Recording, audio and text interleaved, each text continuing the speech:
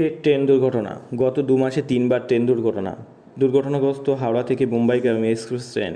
ঝাড়খণ্ডের চক্রধরপুরে বেলাইন Howrah CSMT express, রাজা খারসোয়ান ও বারাবম্বু rail স্টেশনের মধ্যে দুর্ঘটনায় 5 থেকে 6 জন আহত হয়েছে বলে খবর।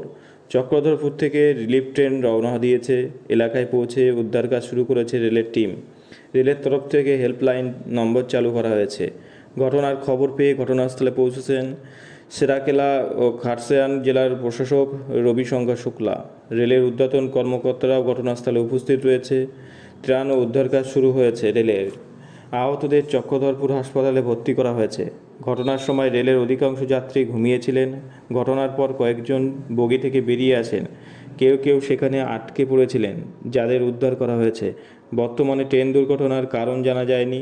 এই দুর্ঘটনার পর বেশ কয়েকটি ট্রেন বাতিল এবং কয়েকটি ট্রেনের গতিপথ পরিবর্তন করা হয়েছে।